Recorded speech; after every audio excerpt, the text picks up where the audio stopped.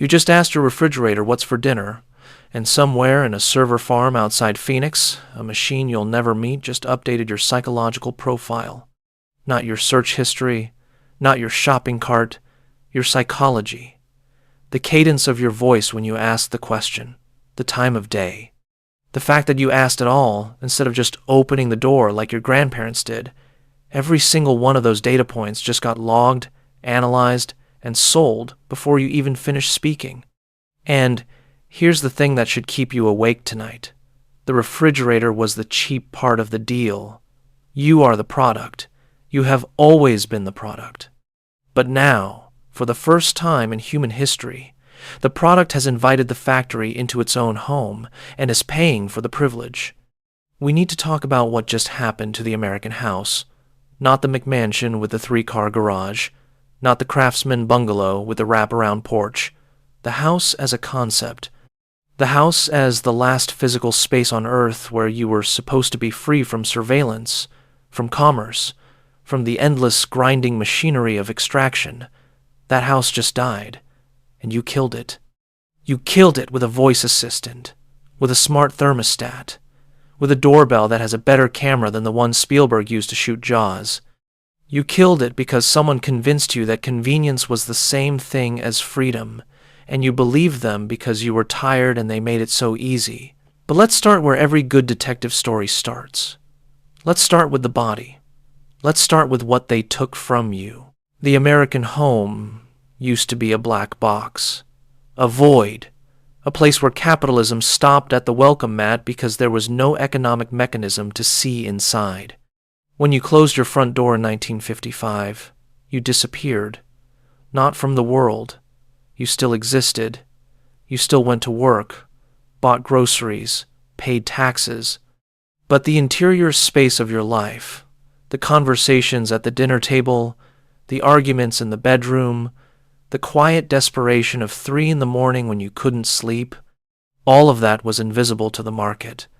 It had no cash value because there was no way to observe it, measure it, or commodify it. The walls of your house were not just physical barriers. They were economic barriers, information barriers. They created a space where you could exist outside the logic of extraction, even if just for a few hours a day. That was the deal. You worked for them out there. You consumed for them out there. But in here, in this space, you were off the clock. The home was the last monastery in a world that had turned every other human space into a marketplace. And like all monasteries, its power came from isolation, from separation, from the simple fact that the world could not follow you inside. Now think about what you just installed in that space.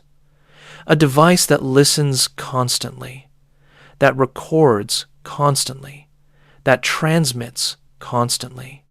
You put a microphone in every room and connected it to a corporate server, and you did it voluntarily, and you did it enthusiastically, because it could play your favorite song or tell you the weather without you having to pull a phone from your pocket. You traded the last dark space in your life for the ability to dim your lights with your voice. And the really sick part, the part that should make you furious, is that they made you pay for the surveillance device yourself. You went to the store. You handed them money. You drove it home. You plugged it in. You set it up. You did all the work of your own enslavement, and you did it with a smile because the box had a friendly name and a soothing voice. Let me take you back to another time when Americans invited something into their homes without understanding what it really was. 1951, post-war America. The economy is booming. Families are moving to the suburbs. The future looks bright. And into this moment of optimism comes a new technology, the television set. And just like your smart speaker today, it seemed innocent. Revolutionary, even. A window to the world right there in your living room. Entertainment, news, culture, all delivered directly to you without having to leave your house. What could be wrong with that? Here's what was wrong with that. The television was not a window. It was a one-way mirror. You could see out, but they could see in. Not physically, not yet, but psychologically. Behaviorally, the television programming was not just entertainment. It was research. Every show was an experiment in persuasion. Every commercial was a data point in a massive study on human desire. The networks were learning what made you laugh, what made you cry, what made you want things you didn't need, and they were learning it by watching what you watched, when you watched it, how long you watched it. The Nielsen ratings were not just measuring popularity, they were measuring human behavior at scale for the first time in history. They were turning the private act of watching into quantifiable data, but there was still a limit. The television could broadcast to you, but it couldn't hear you talk back. It couldn't see you. It couldn't measure your heart rate or track your eye movements or detect the emotional quality of your voice. It was surveillance, but it was primitive surveillance, broadcast surveillance. One transmitter, millions of receivers. The content flowed in one direction, and that created a natural ceiling on how much they could learn about you. You were still partially invisible, still partially free. Now, fast forward to today. The smart home is what happens when that one-way mirror becomes a two-way mirror, when the screen can finally see you back. Every device you've installed is both a receiver and a transmitter. Your television doesn't just show you content. It watches what you watch, yes, but it also uses its built-in camera and microphone to watch you watching. Your smart speaker doesn't just answer questions. It listens to every conversation in the room, waiting for its wake word, and depending on which privacy policy you didn't read, it might be recording everything else too, just in case. Your thermostat doesn't just control temperature. It learns your schedule, your sleep patterns, your daily rhythms. Your doorbell doesn't just ring. It creates a surveillance perimeter around your home and shares that footage with law enforcement without a warrant in some jurisdictions. Each device alone seems harmless, convenient, helpful even. But the surveillance apparatus is not built from individual devices. It's built from the network, from the connections between devices. From the aggregate data, your smart speaker knows when you're home because it hears you. Your thermostat knows when you're asleep because it measures room occupancy. Your fitness tracker knows your heart rate. Your phone knows your location. Your television knows what you watch. Your refrigerator knows what you eat. None of these data streams exist in isolation. They all feed into the same corporate servers, where machine learning algorithms combine them into something much more powerful than the sum of their parts.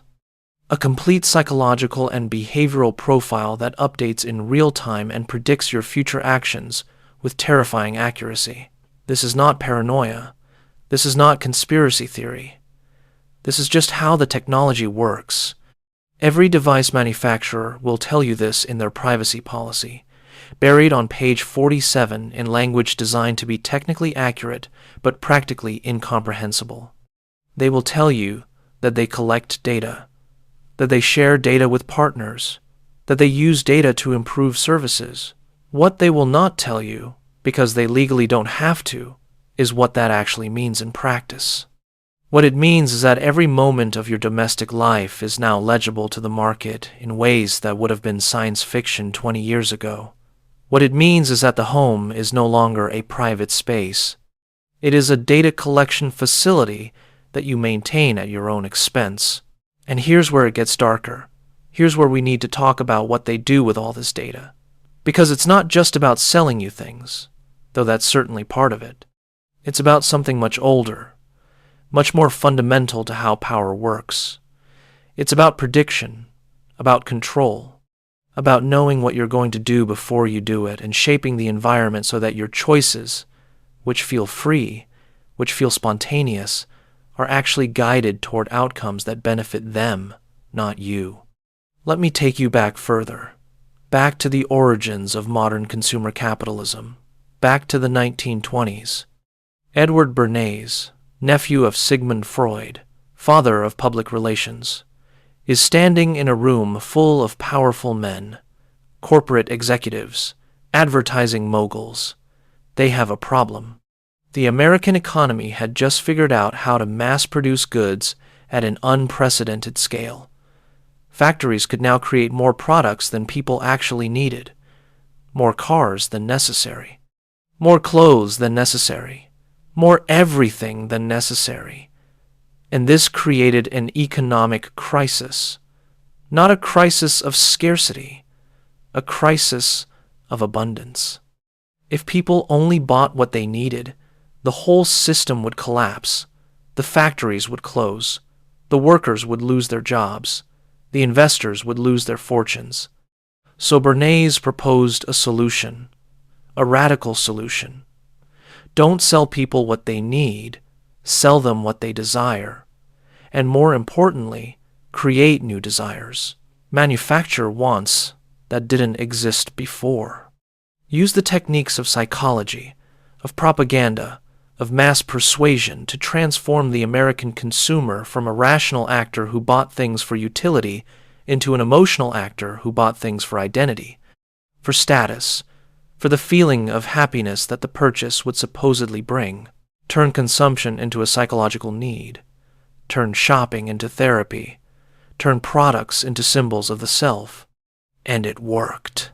It worked beyond anyone's wildest expectations. Bernays took his uncle's theories about the unconscious mind and weaponized them for commerce. He created desire where none existed.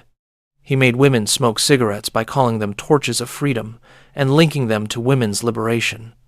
He made Americans eat bacon for breakfast by getting doctors to endorse it as healthy.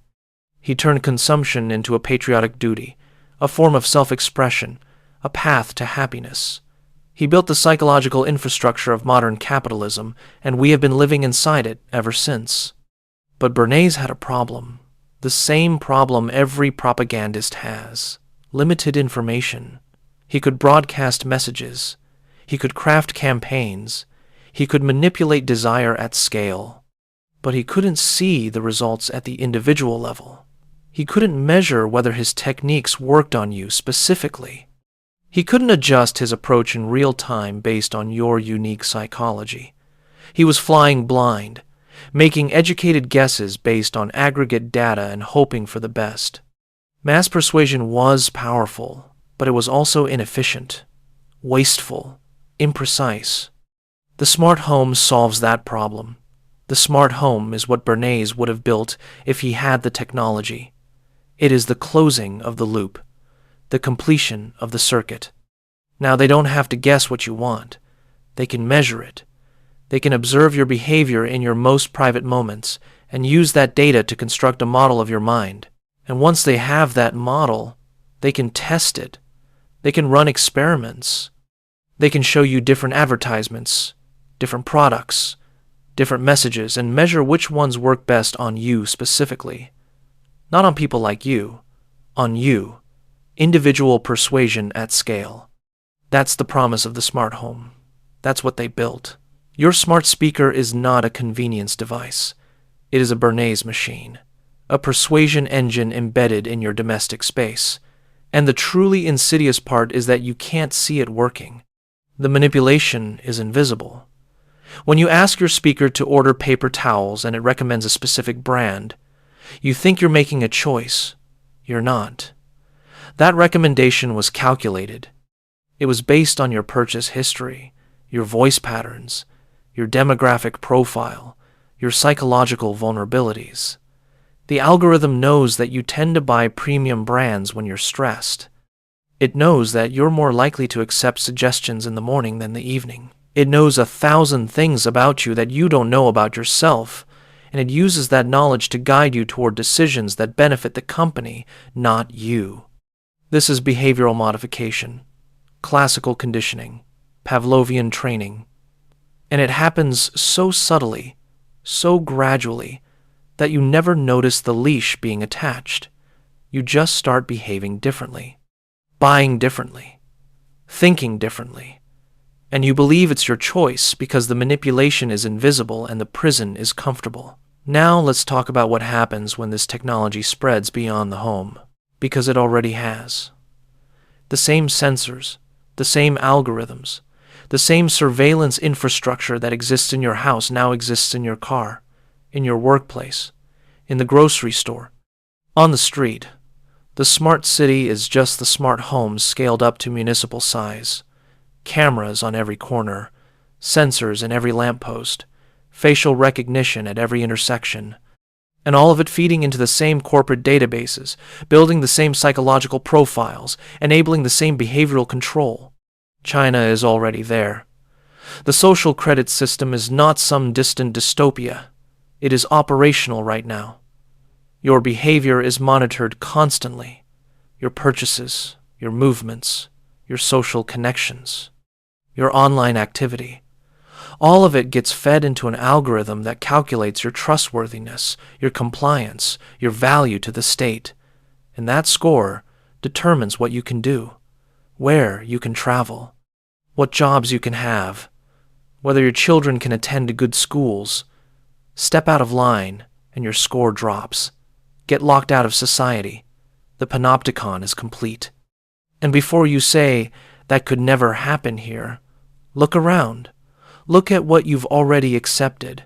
You've already put surveillance devices in every room of your house. You already carry a tracking device in your pocket everywhere you go. You've already normalized being watched, being monitored, being analyzed.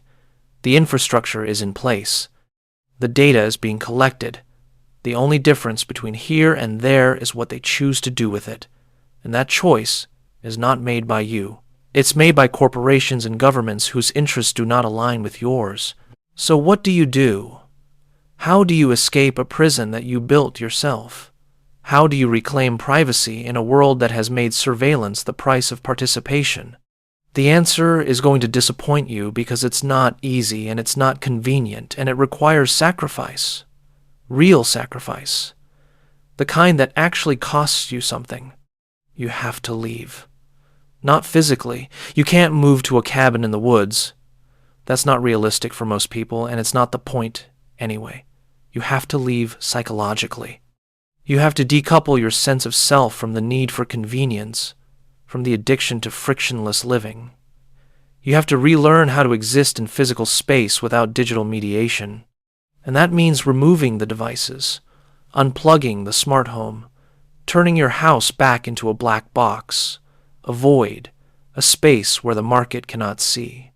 This will feel like deprivation at first, like going backward, like losing something valuable. That feeling is withdrawal. That feeling is proof that you were more dependent on the technology than you realized. Sit with that feeling. Let it be uncomfortable. On the other side of that discomfort is something you forgot existed. Silence. Real silence. Not the absence of noise, but the absence of observation. The psychological experience of being truly alone, of being unwatched, of having thoughts that exist only in your head and nowhere else. That feeling is privacy. And once you remember what it feels like, you'll realize what you lost.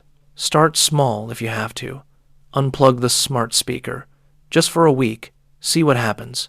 You'll have to get up to turn on the lights. You'll have to check the weather on your phone. You'll have to remember things instead of asking an algorithm. These tiny frictions will feel annoying. Let them feel annoying. Friction is not a bug. Friction is a feature. Friction is what creates space between stimulus and response. Friction is what allows you to think instead of react. Friction is freedom. Then go further. Remove the smart TV. Get a dumb screen, a monitor, something that displays what you want without reporting back what you watched. Cancel the subscriptions that require surveillance to function.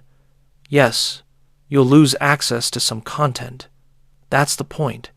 The content was never free.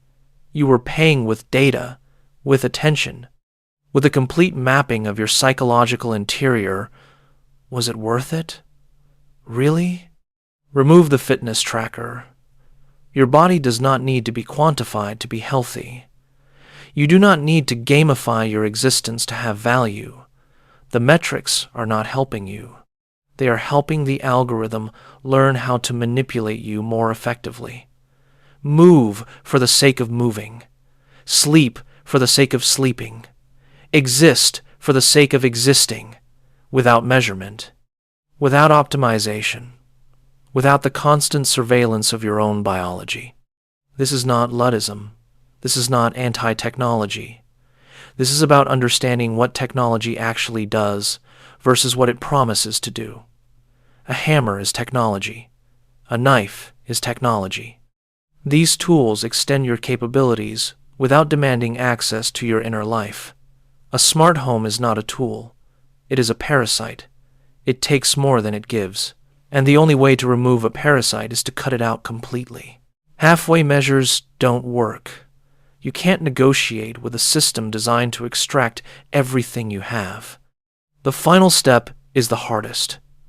You have to stop believing the lie that convenience equals progress, that efficiency equals virtue, that optimization equals fulfillment. These are not natural human values. They are corporate values, market values. They were sold to you by people who benefit from your compliance. Your grandparents lived full, meaningful lives without any of this technology. They were not less happy. They were not less free. In many ways, they were more free because their lives were not subject to constant corporate surveillance and behavioral modification. They had privacy by default. You have to fight for it, and the fight starts by recognizing that you are in a fight, that your domestic space is contested territory, that your attention, your data, your psychological profile are valuable resources being extracted without fair compensation. The smart home is not inevitable. It is a choice that was made for you by corporations that spent billions of dollars convincing you it was progress. You can unmake that choice. You can take back your home. You can reclaim the void. It will be inconvenient. It will be uncomfortable. It will require you to relearn skills you thought you didn't need anymore. But on the other side of that discomfort is something rare in the modern world. A space that belongs to you, actually belongs to you, not to Amazon, not to Google, not to the algorithm, to you. Your house is spying on you. You invited the spy inside. You paid for the privilege. Now you have to decide whether the convenience was worth the cost, whether the voice-activated lights were worth surrendering the last private space in your life, whether the ability to order paper towels without lifting your phone was worth giving a corporation complete access to your psychological interior. You have to decide whether you're willing to live in a world where every moment of your domestic existence is measured, monetized, and manipulated, or whether you're willing to do the hard work of building something different, something private, something human. The choice is yours, for now, but the window is closing. And once it closes, once this becomes normalized, once an entire generation grows up never knowing what privacy feels like, it will be too late. The panopticon will be complete. And you will have helped build it, one smart device at a time.